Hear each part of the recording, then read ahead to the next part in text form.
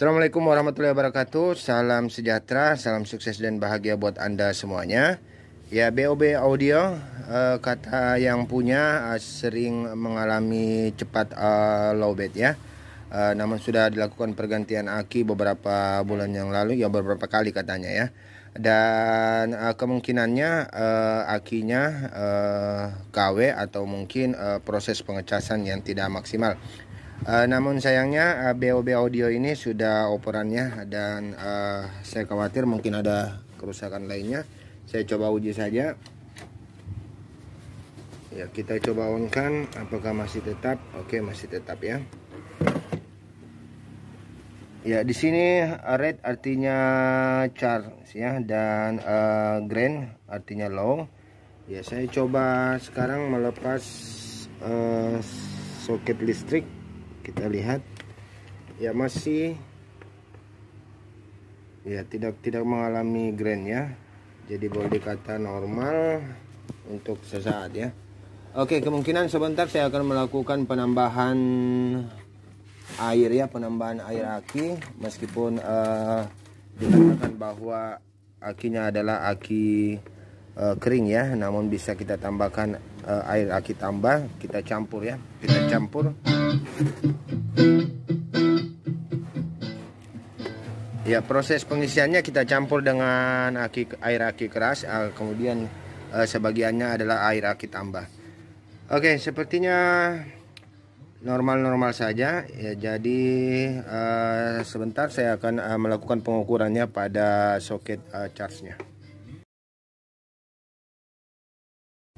Oke, saya coba melakukan pengukuran pada proses chargingnya, dan saya coba ukur positif ke negatif, negatif ke negatif ya. Subscribe hanya dan like dong. 11 volt ya.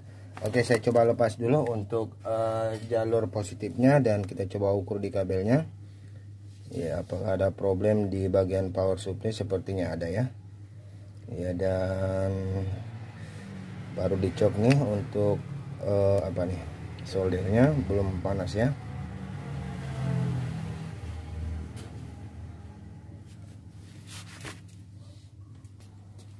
Ya, saya coba lakukan pengukuran pada kabel ya. Dan kita coba ukur ada berapa volt. Oke, finish ya. Dan ternyata memang tidak terjadi pengisian. Ya, kata orangnya juga sudah dilakukan ya pengakalan pada power supply-nya. Saya coba rubah ke AC. Ya, apa gerangan di AC? Apakah dia rubah menjadi AC? Tidak juga ya. Oke, problem terjadi pada power supply untuk proses charging dan juga power supply-nya ya.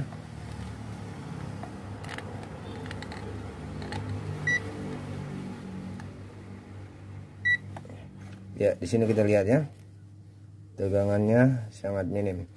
Oke, lanjut di perbaikan. Oke, sudah nampak problemnya ya, bahwasanya power supply-nya sudah diganti ya dengan mungkin kecil ampernya yang sebelumnya. Di sini kita lihat ya, kita lihat lebih besar dudukannya ya, dan ini sangat kecil ya. Kemudian dibuat juga pengakalan, entah pengakalan apa ini.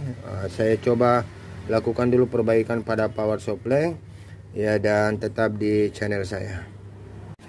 Oke, kemungkinan terbesarnya power supply ini hanya 12 volt ya, kemudian dirakit-rakit bagaimana bisa meningkat ya. Dan saya akan melepas semua pengakalan ini, kemudian menguji berapa volt output yang dihasilkan oleh power supply ini. Jika 12 volt, maka saya akan memberikan trik ya, bagaimana menadjust untuk mengangkatnya menjadi 14 volt ya, agar bisa mencharge secara maksimal pada aki.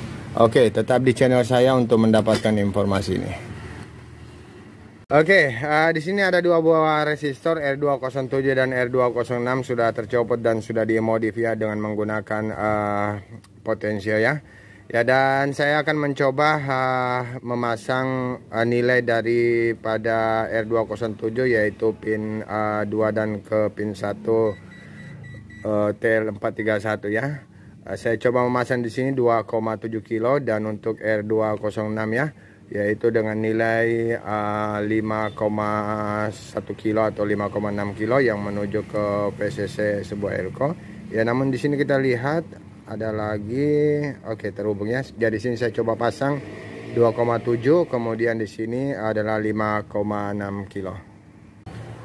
Iya, jika saya melihat di sini transistor fade ya, sepertinya terlepas ya. Itu juga mungkin yang mengakibatkan terkadang terjadi pengecasan dan juga terkadang tidak ya, karena goncangan dari speaker yang sering dibawa keluar ya, dipakai untuk senam jogging ya. Oke, saya akan melakukan penyolderan. Kemudian di sini saya sudah memasang ya untuk R207 2,7 kilo ya, kemudian R206 yaitu 5,1 kilo ya, karena saya tidak menemukan 5,6 jadi 5,1.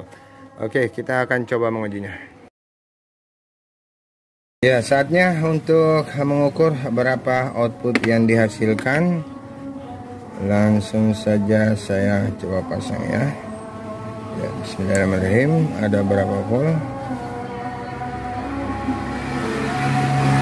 Iya, hanya 7 ya. Hanya 7 volt. Oke.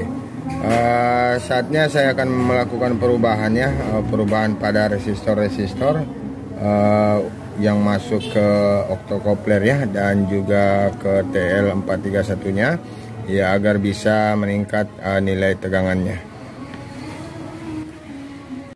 Ya, teori untuk mengajus power supply atau regulator yang menggunakan TL431 dan octocopler ya, sudah pernah saya jelaskan ya pada polytron ya, pada polytron pas ya, bagaimana cara kita mengurangi tegangan, yaitu dengan jika ingin menurunkan tegangan, maka nilai resistor untuk yang menuju ke TL431 itu diturunkan ya, maka itu akan menurunkan tegangan pada output ya. Jika ingin menaikkan, maka dinaikkan pula nilai resistornya. Dalam artian jika TL431 mendapat tegangan rendah ya, maka otomatis output akan tinggi.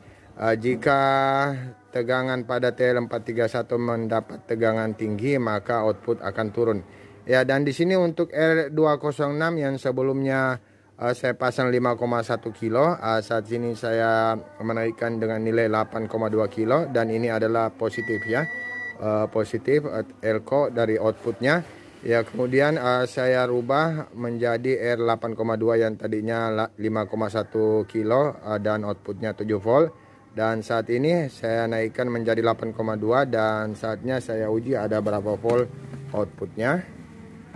Ya, saatnya saya menguji output dari rangkaian power supply ini. Jangan lupa subscribe. Ya, masih cukup rendah ya, 9,6. Ya, tadinya hanya 7, berarti kita harus menaikkan lagi ya. Kita coba mengajus dengan nilai resistor 10 kilo ya, agar mendapatkan hasil yang sesuai.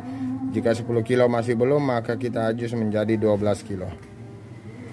Ya, saat ini saya mengajus dengan nilai 12 kilo ya, dan hasilnya sudah mantap ya, 14, sekian volt. Oke, dan power supply ini kemungkinan 12 volt ya, karena mungkin sudah banyak perubahan resistor sehingga kita tidak tahu nilai aslinya. Dan untuk mengajusnya ya cukup ya, dari tegangan B plusnya menuju ke dengan pin 1 octocopler ya.